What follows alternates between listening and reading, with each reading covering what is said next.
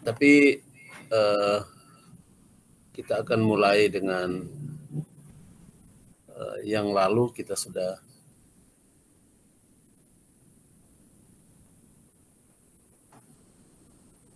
pelajari mengenai menemukan kembali kerajaan, dan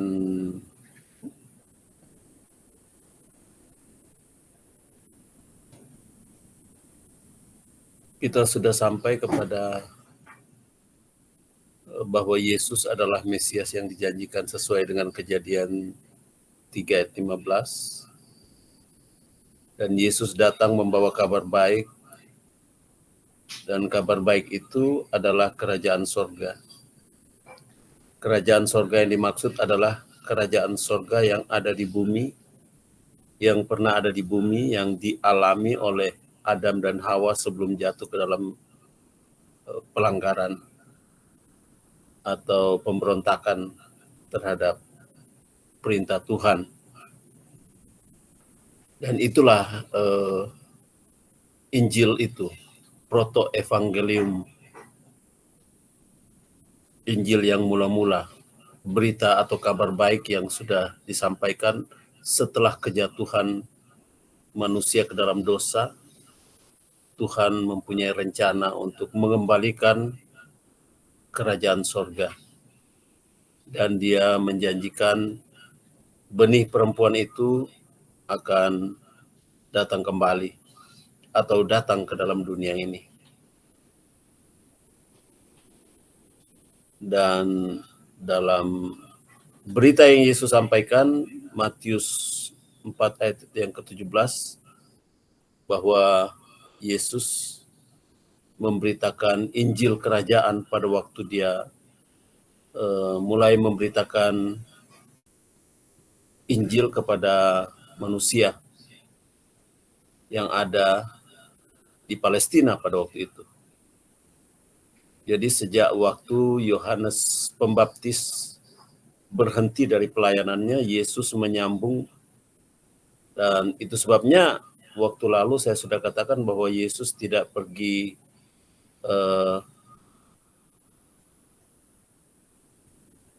membebaskan Yohanes Pembaptis, bahkan Yohanes Pembaptis sampai mati dengan jalan dipenggal.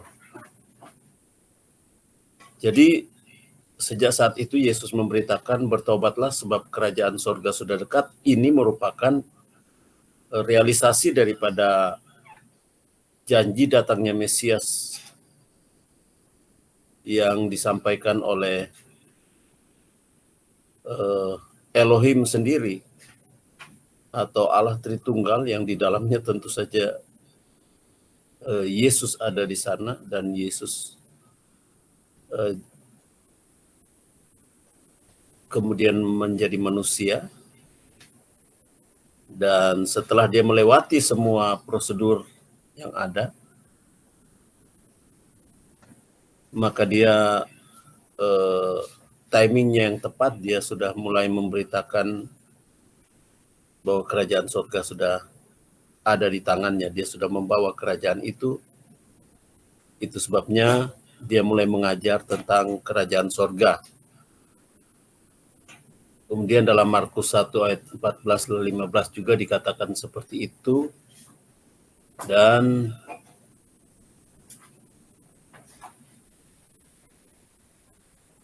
kalau dikatakan bahwa waktunya sudah genap, waktu lalu sudah ada pertanyaan dan dikatakan bahwa seluruh sistem atau waktu yang sudah genap itu berarti seluruh sistem kerajaan yang relevan dengan apa yang diberitakan oleh Yesus, yaitu bahwa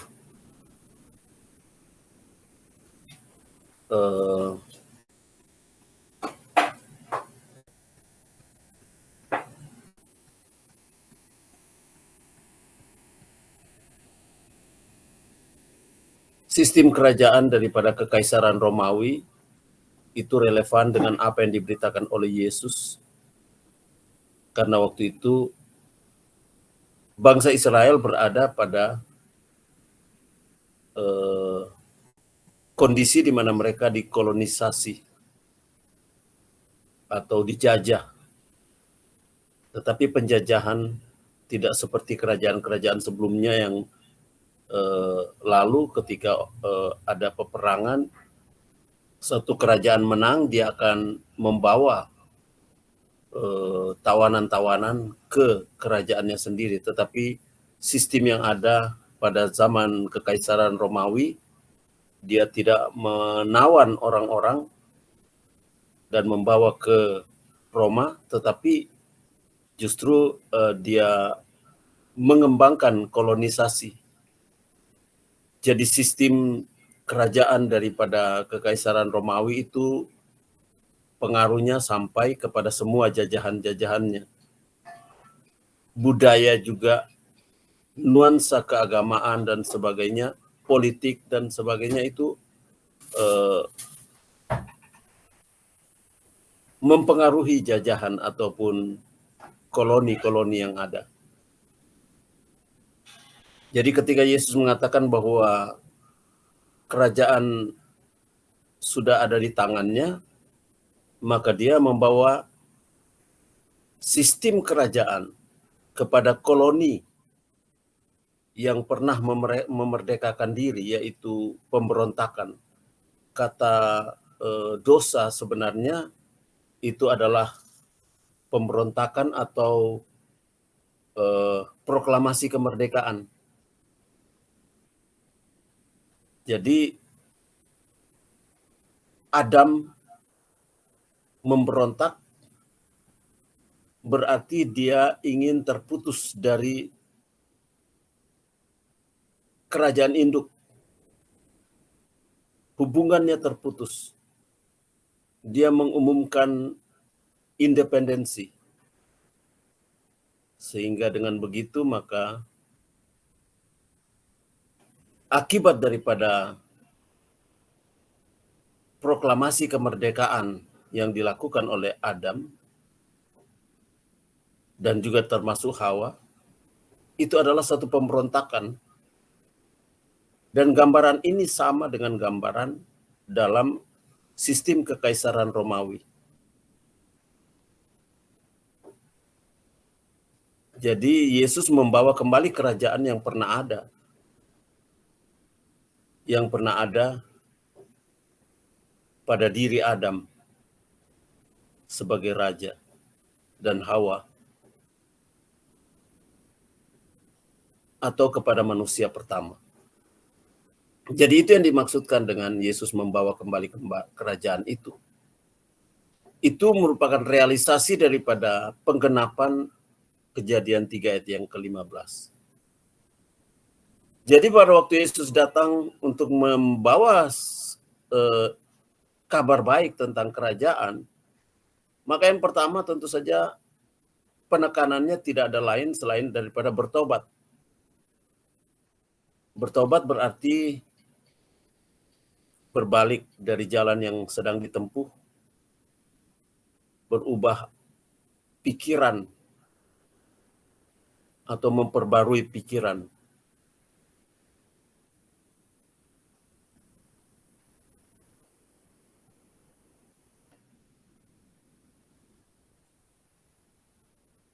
Dan di sini ada istilah yakin, beriman, menerima. Itu dari kata percaya. Percaya kepada apa yang dibawa oleh Yesus, dan kita menerima sistem kerajaan itu dengan segala pengaruhnya. Dan inilah kabar baik. Itulah Evangelion atau Injil. Injil atau kabar baik adalah tentang kerajaan yang pernah hilang. Jadi Tuhan tidak mengembalikan apa yang tidak pernah hilang dari manusia.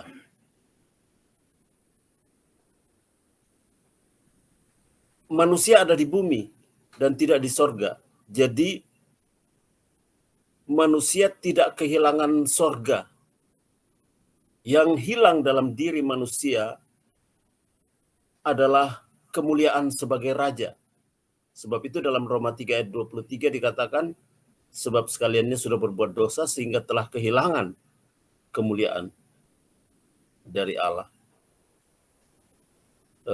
Kata raja berbicara tentang kemuliaan juga. Adam dan Hawa di dalam kekudusan mereka mulia. Ada kemuliaan yang menyelubungi kehidupan mereka. Karena itu dikatakan bahwa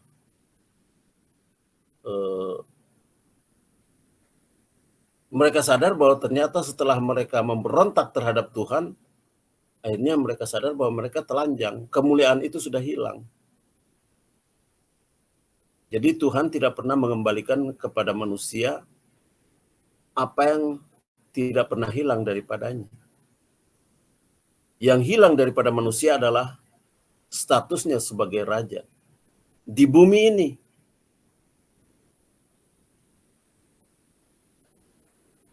Nah, Tuhan Allah bertahta di sorga, Mazmur 103 ayat 19, Mazmur 115 ayat 16. Dan manusia diciptakan untuk menempati bumi. Bukan pergi ke sorga, karena sorga itu tempat yang tidak kasat mata, yang invisible. Kita diciptakan dengan tubuh jasmani, peruntukannya adalah di bumi. Itu sebabnya ketika kita diselamatkan oleh Tuhan, satu saat kita meninggal, roh kita akan pergi ke satu tempat, tubuh kita akan hancur. Tetapi ketika kebangkitan lagi, kita akan memperoleh kebangkitan tubuh. Jadi tubuh akan dikembalikan dalam keadaan tubuh kebangkitan, karena tujuannya adalah untuk menempati bumi. Bukan pergi ke sorga. Kalau pergi ke sorga yang invisible, kita tidak perlu tubuh di sana. Jadi peruntukan manusia atau kehilangan yang didapat oleh Adam adalah kehilangan kemuliaan sebagai seorang raja. Dan itu yang Yesus datang untuk mengembalikan manusia kepada status tujuan penciptaan semula terhadap manusia. Inilah Injil Kerajaan itu. Nah, sekarang kita mau berbicara mengenai rahasia kerajaan.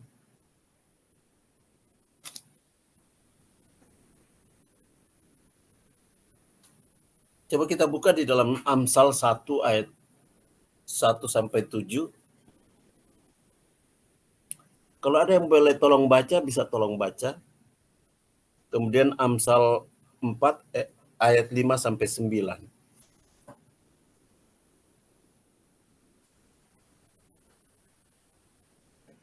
Kalau ada yang menemukan, bisa tolong baca.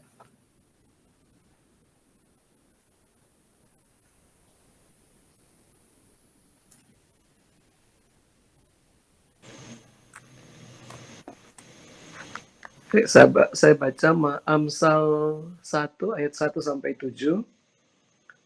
Firman Tuhan berkata demikian, Amsal-amsal Salomo bin Daud, Raja Israel, untuk mengetahui hikmat dan didikan, untuk mengerti kata-kata yang bermakna, untuk menerima didikan yang menjadikan pandai, serta kebenaran, keadilan, dan kejujuran, untuk memberikan kecerdasan kepada orang-orang yang tidak berpengalaman, dan pengetahuan serta kebijaksanaan kepada orang-orang muda. Baiklah orang bijaksana mendengar dan menambah ilmu, dan baiklah orang yang berpengertian memperoleh bahan pertimbangan untuk mengerti amsal dan ibarat, perkataan dan teka-teki orang bijaksana. Takut akan Tuhan adalah permulaan pengetahuan, tetapi orang bodoh mengira hikmat dan didikan.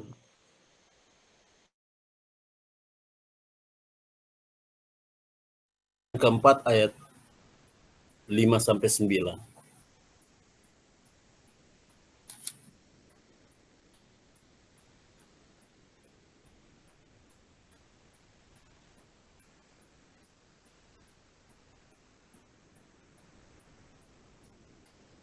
Oh, ini ada Patrick sudah share ya.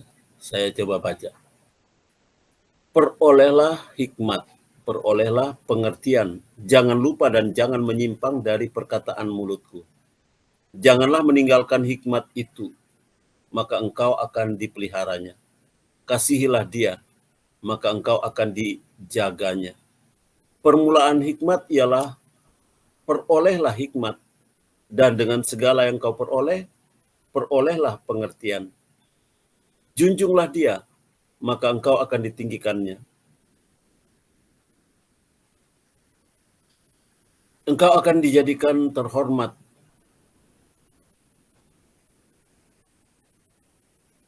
Apabila engkau memeluknya, ia akan mengenakan karangan bunga yang indah di kepalamu. Mahkota yang indah akan dikaruniakannya kepadamu. Di sini ada 3 kata yang saya ingin kita lihat untuk kita dapat masuk ke dalam rahasia kerajaan, karena ini ada keterkaitan dengan apa yang Yesus ajarkan. Yang pertama adalah informasi atau knowledge atau pengetahuan.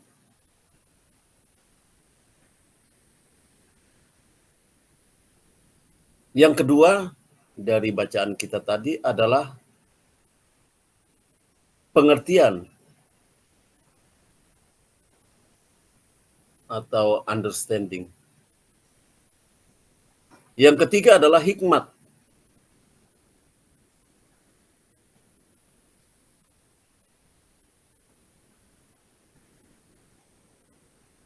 Atau wisdom.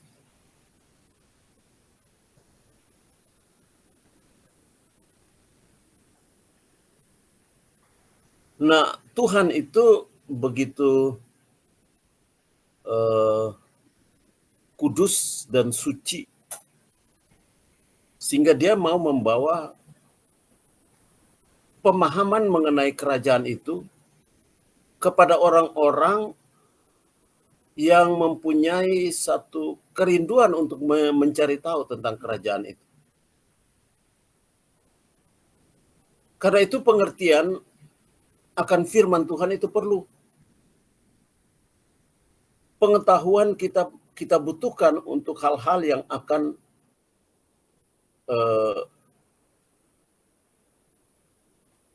menyebabkan kita dengan mudah untuk memperoleh kemudahan-kemudahan dalam hidup melalui pengetahuan. Dan pengertian akan membawa kita kepada satu tahapan implementasi, yaitu hikmat. Setelah kita mengerti akan firman Tuhan, maka itu adalah hikmat Tuhan yang kita praktekkan. Karena melalui hikmat itu pada akhirnya kita dianggap oleh firman Tuhan, oleh Tuhan sendiri, bahwa kita berbahagia. Yang berbahagia adalah yang melakukan firman. Itu adalah hikmat atau wisdom. Jadi rahasia kerajaan ini harus dikejar. Dalam arti diprioritaskan. Karena itu Yesus katakan, untuk kita dapat mengerti kerajaan sorga, maka kita harus mengutamakan itu. Mencari, to seek, mencari. Waktu lalu saya sudah jelaskan mengenai mencari itu, tapi nanti mungkin kita akan lebih dalami lagi, yaitu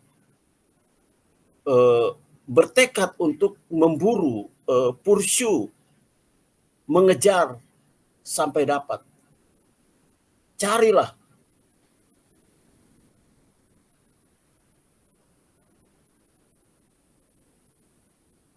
Dengan begitu kita memperoleh pengertian. Ada hukum Tuhan yang sudah kita miliki sekarang ini, yaitu hukum yang lama dan hukum yang baru, atau Old Testament dan New Testament.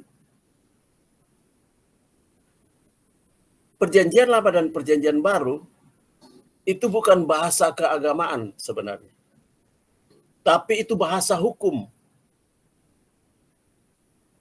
Dan ini adalah hukum kerajaan yang diperuntukkan bagi manusia. Tadi malam saya jelaskan kepada keluarga mengenai apa yang dilakukan oleh orang-orang yang dianggap orang-orang benar di hadapan Tuhan.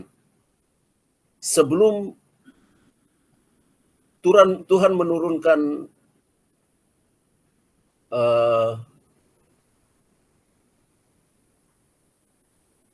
ke-10 hukum di Bukit Sinai. Pada zaman Abraham, mereka berpatokan kepada apa yang saya pernah sampaikan waktu lalu dalam khotbah mengenai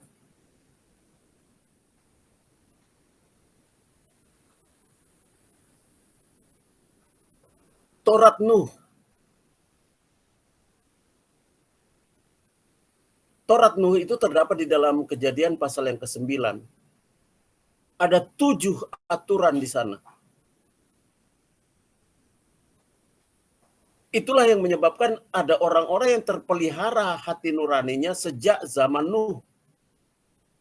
Karena kalau kita mengacu daripada firman Tuhan, keturunan manusia itu adalah keturunan dari Sem, Ham, dan Yafet, yang orang tuanya adalah Nuh dan istrinya.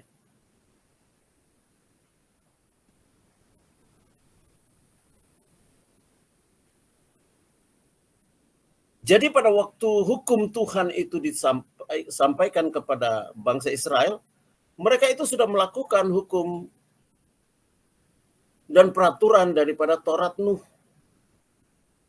Karena itu mereka menjadi satu bangsa yang dikhususkan oleh Tuhan.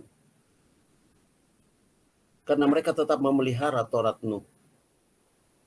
Memang di dalam penelitian yang luas, ada orang-orang yang menjadi penganut agama Yudaisme yang percaya dan mengikuti Taurat Nuh itu juga. Karena itu kalau kita membaca tentang keluarnya bangsa Israel dari Mesir, itu banyak orang-orang dari bangsa-bangsa asing juga yang ada di sana, yang bergabung dengan mereka karena mereka sudah menjadi orang yang proselit, yang percaya kepada agama atau Yudaisme. Dan patokan daripada keyakinan ketika itu adalah Taurat Nuh.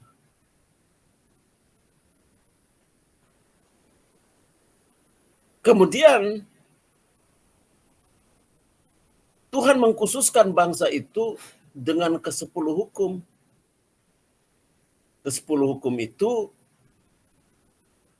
implementasinya adalah 613 butir daripada peraturan-peraturan dalam berbagai peraturan, ya, peraturan pergaulan, peraturan tentang hubungan seksual, peraturan tentang perkawinan, tentang perzinahan, tentang persembahan, tentang membangun rumah, tentang macam-macam. Jadi ada 613 butir peraturan penjabaran daripada 10 hukum itu yang ditulis oleh Musa dalam pengembaraan 40 tahun. Jadi kalau kita mengerti ini, kita merasa luar biasa dengan Musa, sekalipun bukan Musa sendiri penulisnya, tetapi gagasan atau ide yang dimiliki itu dari Musa. Musa yang menulis. Sekalipun mungkin ditafsirkan ada sekretaris-sekretaris yang membantu dia. Karena dia boleh dikatakan menjadi pemimpin bangsa Israel secara politis juga. Dan ketika itu bangsa itu menjadikan, atau Musa membawa bangsa itu dengan menjadikan Tuhan sebagai raja. Dan Tuhan sebenarnya ketika tiba di tanah perjanjian, Tuhan ingin supaya dia tetap menjadi raja. Tetapi kita tahu pada zaman hakim-hakim waktu Samuel, bangsa itu merasa bahwa mereka rasanya perlu raja yang kelihatan, bukan yang invisible. Jadi pengaruh kerajaan Allah sebenarnya ada, tetapi mereka menolak itu lagi, padahal Tuhan inginkan suatu bangsa dalam kepemimpinan daripada Tuhan sendiri sebagai raja terhadap bangsa itu. Karena itu di dalam janji Tuhan kepada kepada Abraham, dia akan menjadikan bangsa itu bangsa yang kudus, atau keturunannya akan menjadi satu bangsa yang kudus, umat kepunyaan Allah sendiri, satu imamat yang rajani. Tetapi bangsa itu menolak dan mereka meminta supaya ada raja yang dapat mereka lihat, yang dapat mereka hormati karena mereka tahu eksistensinya. Jadi ketika Samuel katakan, bagaimana Tuhan, ini bangsa ini sudah begini modelnya. Mereka marah sama saya. Mereka inginkan raja. Dan Tuhan bilang kepada Samuel, bukan engkau yang mereka tolak. Bukan engkau yang mereka marah, tetapi aku. Jadi, pilihlah seorang raja buat mereka kalau mereka mau seperti itu. Hanya Tuhan sendiri katakan ada kriteria sebagai raja. Harus begini, harus begitu, dan seterusnya ada di dalam firman Tuhan, di dalam Samuel. 1 Samuel. Digambarkan mengenai seorang raja. Jadi mereka harus menyembah raja itu, mereka harus menghormati dan sebagainya. Jadi Alkitab kita adalah buku hukum. Dan buku hukum ini harus digali di dalam hal pengertian, butir-butir pengertiannya yang harus digali, karena Tuhan tahu bahwa manusia itu progresif. Pengetahuan atau knowledge itu akan terus bertambah. Pengertian juga akan semakin ditingkatkan. Dan hikmatnya juga akan semakin bermutu di dalam implementasinya. Jadi ketiga hal ini merupakan implementasi daripada sistem kerajaan yang sudah ditulis di dalam kitab suci. Ini adalah rahasia kerajaan dan kita bersyukur untuk mengetahui ini. Jadi pengetahuan kita semakin luas. Tuhan izinkan manusia memperoleh teknologi, sains dan teknologi yang semakin tinggi. Pengertian kita juga semakin matang. Dan hikmat kita atau implementasi daripada pengetahuan dan pengertian itu semakin menuju ke arah kesempurnaan.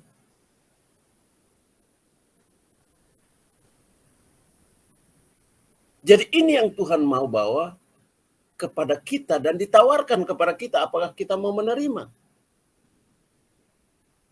Karena itu Salomo katakan, ya jangan abaikan pengetahuan, pengertian, dan hikmat. Rangkul itu, jadikan itu kalung.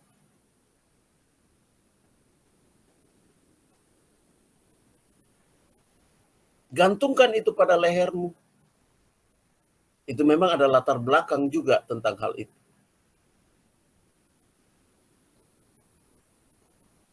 Bahwa kita akan selalu ingat bahwa pengetahuan, pengertian, dan hikmat itu perlu kita bawa dalam keseharian yang selalu akan mengingatkan kita.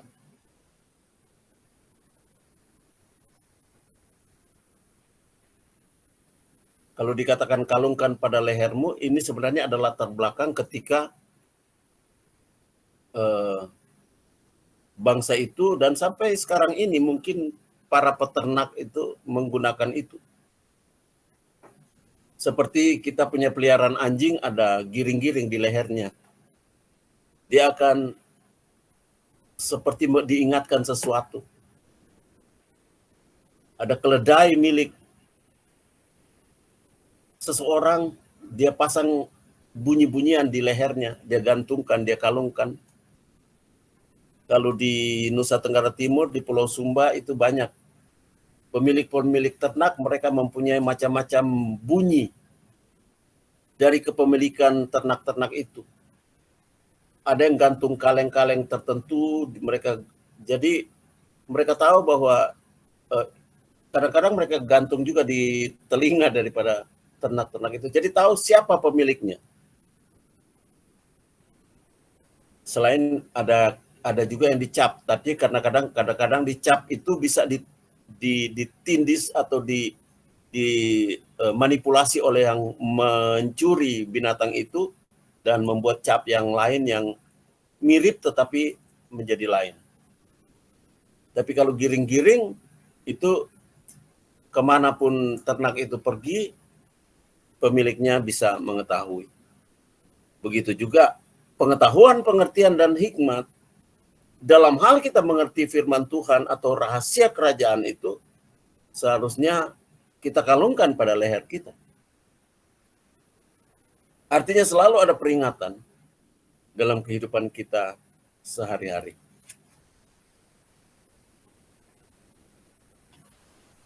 Nah, sekarang kita masuk dalam Matius 13 ayat 1 sampai 23. Ini kita tidak baca semuanya, tetapi saya ingin melihat beberapa hal di sini. Jadi kalau kita pelajari bahwa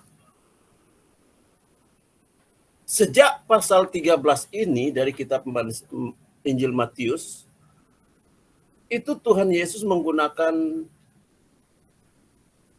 apa yang disebut sebagai parabolic language atau bahasa simbol, bahasa parabolik, parable atau perumpamaan. Kenapa Yesus mengajar dengan perumpamaan? Dia mulai dengan mengajar mengenai rahasia kerajaan ini, tentang seorang penabur. Dan Yesus, kita mungkin sudah tahu ya, ini perumpamaan ini tentang 4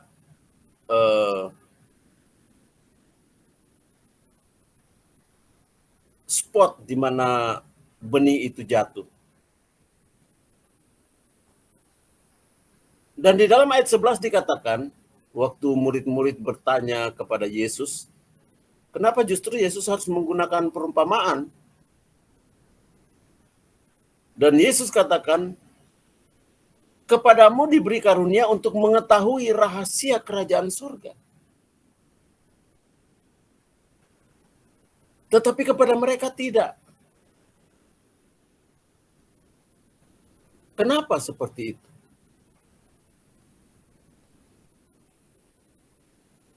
Kenapa Yesus tidak membuka rahasia itu kepada orang banyak? Dia mengajar dengan perumpamaan. Tentu ada penyebabnya. Murid-murid itu juga sebenarnya tidak tahu. Tetapi yang jadi sesuatu yang luar biasa di sini adalah karena murid-murid itu mempunyai kerinduan untuk bertanya. Karena itu mereka bertanya.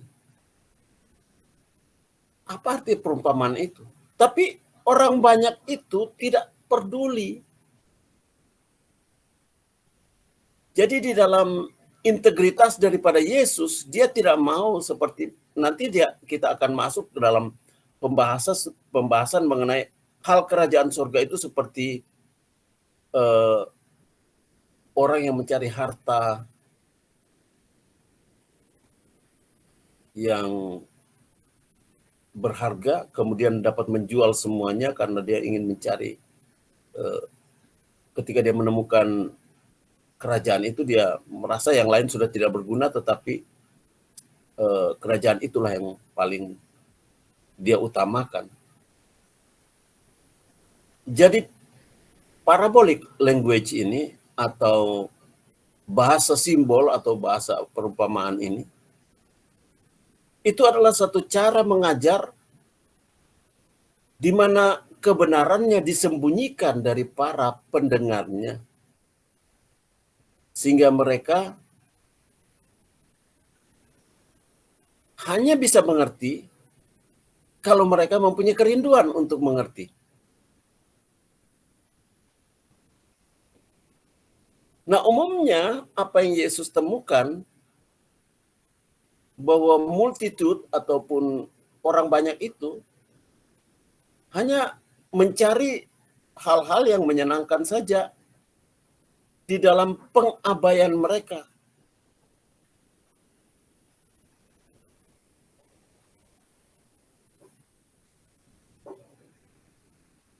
Jadi Yesus mengajar dengan perumpamaan kepada orang banyak, tetapi dia menjelaskan kepada murid-muridnya karena murid-muridnya ingin tahu.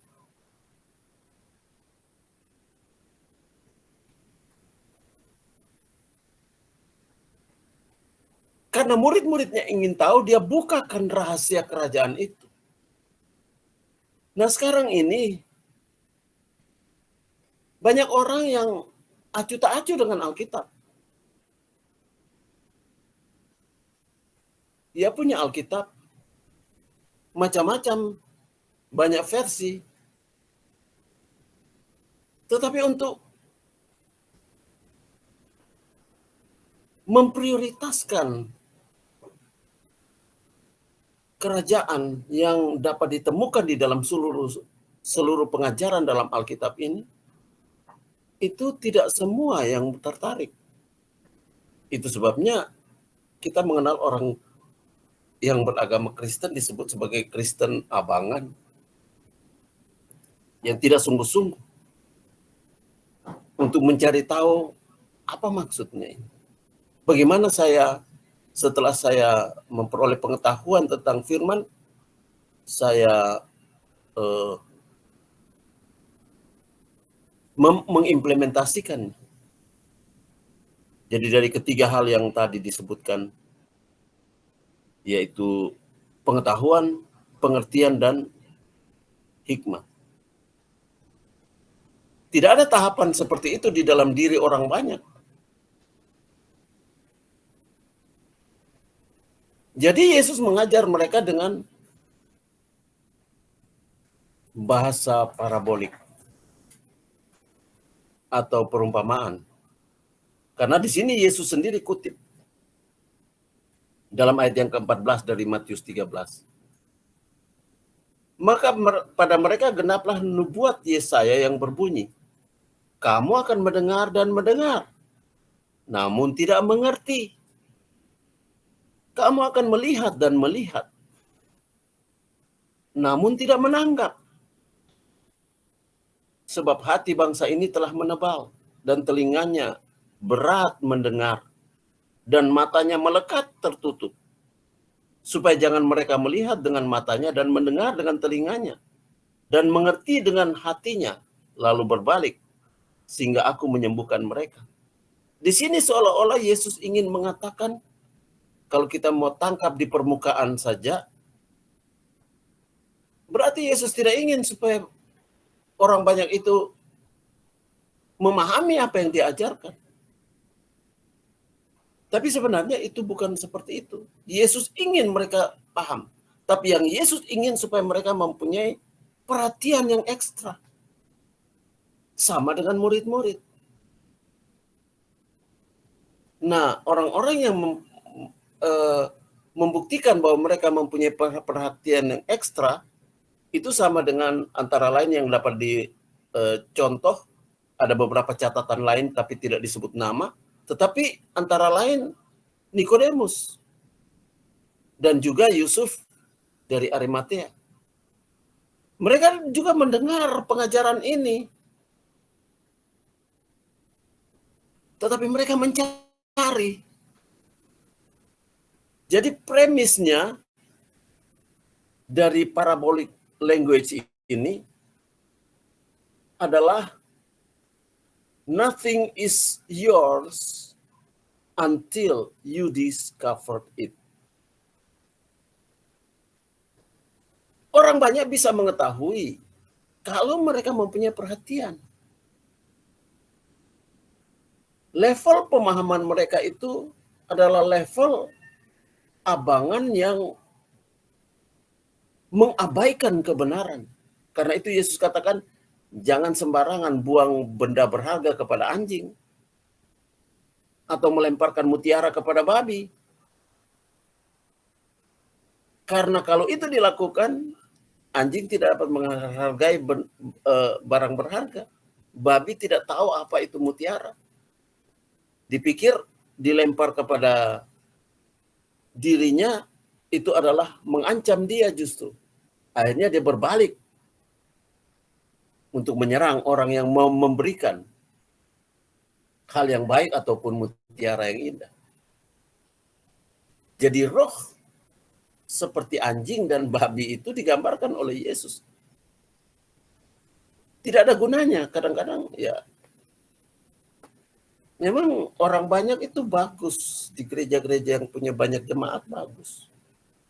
Tapi kita tidak tahu berapa persen di antara mereka itu yang mempunyai kerinduan untuk mengetahui, untuk memahami, dan untuk mempraktekannya dalam bentuk hikmat.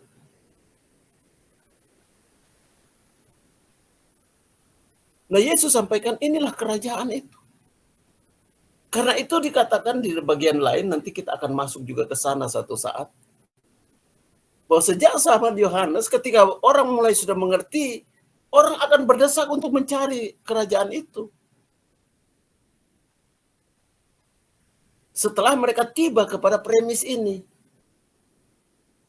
kebenarannya masih tersembunyi, tapi pada waktu kebenarannya dibukakan, mereka mencari, mereka merenungkan firman Tuhan dan Roh Kudus bukakan. Karena Roh Kudus adalah pribadi yang membawa kepada kebenaran. Yang sungguh-sungguh akhirnya mereka mengerti perumpamaan itu. Contohnya adalah Nikodemus dan Yusuf dari Arimatea. Tetapi ada juga dikatakan ahli Taurat yang lain juga yang sudah percaya. Tetapi mereka disebut namanya, jadi kita boleh sebut. Mereka ada di multitude itu, mereka ada di orang banyak itu. Karena mereka mendengar, mencari tahu apa pengajaran ini. Sama dengan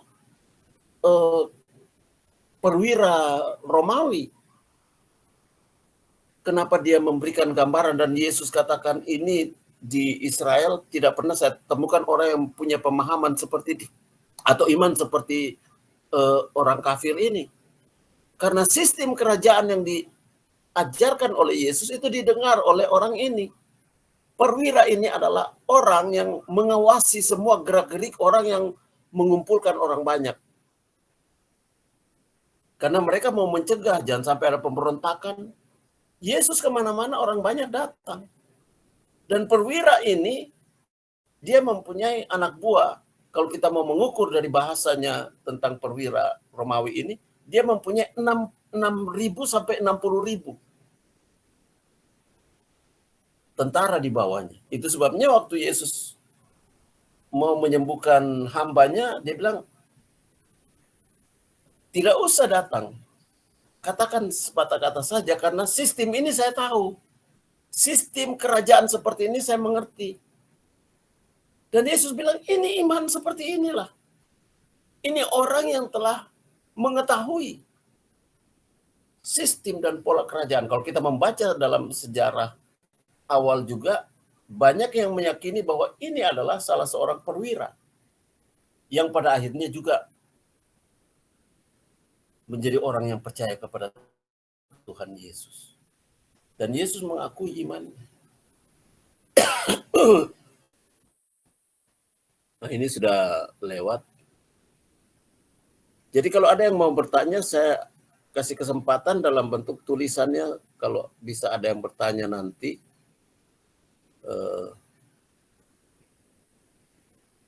Jangan sampai kita terputus tiba-tiba. Jadi itu dikatakan dalam premisnya tidak ada yang akan diperoleh oleh seseorang sampai mereka berupaya untuk menemukan itu. Nothing is yours until you discover it. Jadi orang banyak berbeda level ketertarikannya dari para murid. Dan ada satu ungkapan di sini dikatakan tidak ada yang lebih berbahaya daripada bersemangat dalam ketidaktahuan. Coba kita lihat orang-orang yang biasanya demo ya, kemudian membuat kerusuhan. Kadang-kadang setelah diselidiki, kamu bikin apa? Apa yang kamu perjuangkan? Enggak tahu. Banyak anak-anak sekolah yang ditangkap. Kamu mau bikin apa? Kenapa kamu buat kerusuhan? Kamu merusak dan sebagainya. Apa yang kamu perjuangkan? Tidak tahu. Ini sama dengan orang banyak yang mengikuti Yesus.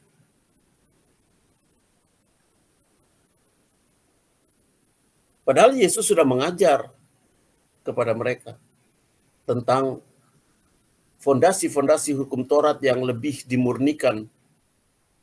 Dalam khotbah di bukit, Yesus sudah sampaikan kepada orang banyak juga. Tetapi di dalam hal berbicara tentang kerajaan Allah, itu dia sembunyikan. Karena hanya orang yang mempunyai kerinduan sungguh-sungguh, merekalah yang dia bukakan rahasia kerajaan itu. Jadi buat kita, mari kita melihat dan membaca, mengetahui, memahami, dan mempraktekkan firman, karena ini adalah hukum. Alkitab kita adalah hukum.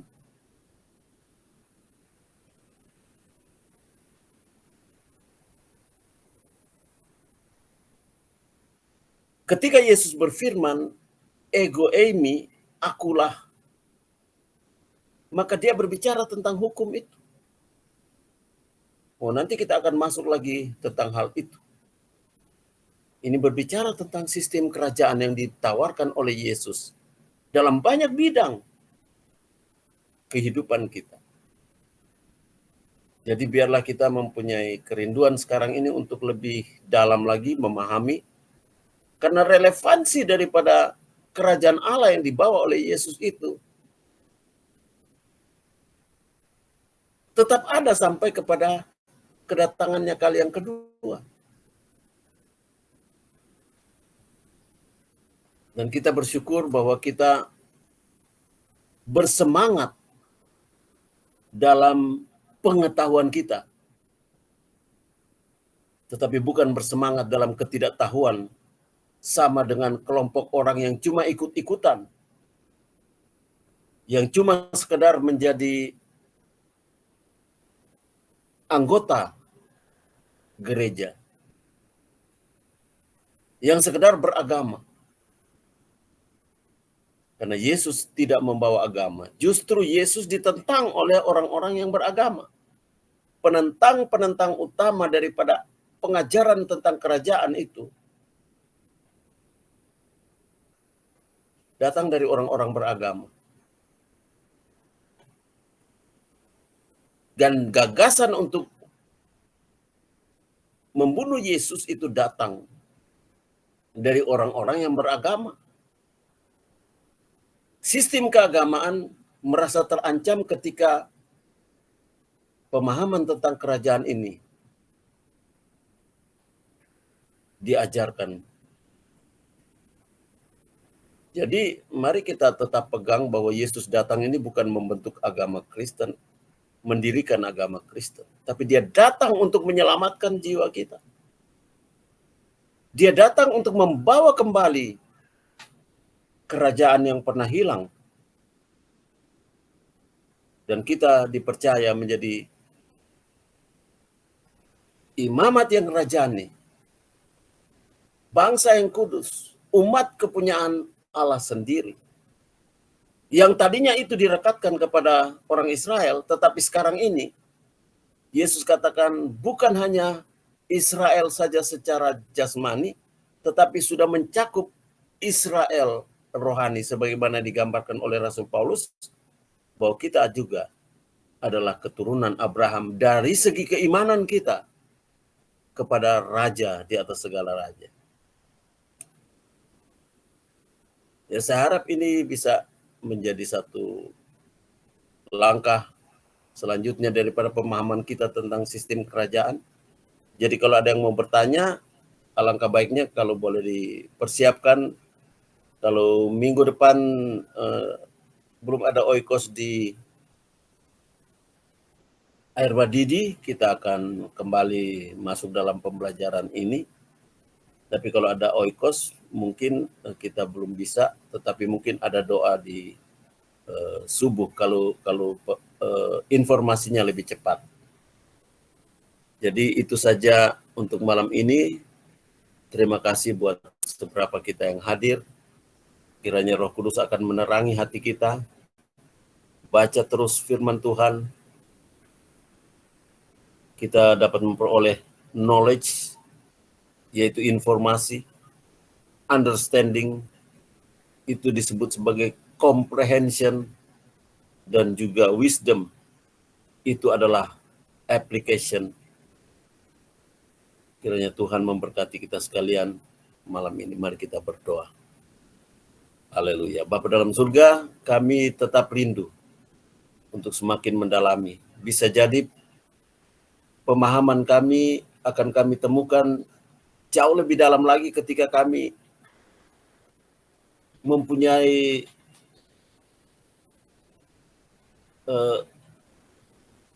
zealous, semangat untuk mengetahui. Kami mempunyai antusiasme untuk mencari tahu tentang kerajaan Allah yang diajarkan oleh Alkitab. Karena kami tahu bahwa Alkitab kami ini ternyata berbicara tentang raja, kerajaan, dan juga warga kerajaan, serta seluruh sistem kerajaan dalam berbagai aspek kehidupan yang terdapat di dalam kedua buku hukum ini, Old Testament dan New Testament. Roh Kudus bawa kami kepada kebenaran-kebenaran yang lebih dalam. Kami ingin berakar ke dalam firman-Mu, dan kami ingin bertumbuh untuk menghasilkan buah dalam mempraktekkan falsafah kerajaan sorga yang diajarkan oleh Yesus sendiri. Terpujilah nama Tuhan, memberkati semua yang telah hadir malam ini, dan kami memperoleh damai dan sukacita dari Tuhan sepanjang malam ini. Dalam nama Yesus Kristus, haleluya. Amin. Oke, selamat malam semuanya. Tuhan Yesus memberkati. Jangan lupa kalau ada yang ingin mengetahui lagi, ada pertanyaan-pertanyaan, boleh catat dulu. Nanti minggu depan kalau itu boleh disampaikan, atau boleh disampaikan di grup kalau ada pertanyaan, mungkin supaya mengingatkan yang lain, dan kita akan bahas lebih dalam lagi. Doakan terus supaya program ini bisa menjadi lebih baik. Saya juga perlu untuk share screen lebih baik lagi, supaya waktu tidak banyak terbuang. Tuhan memberkati. Selamat malam semuanya.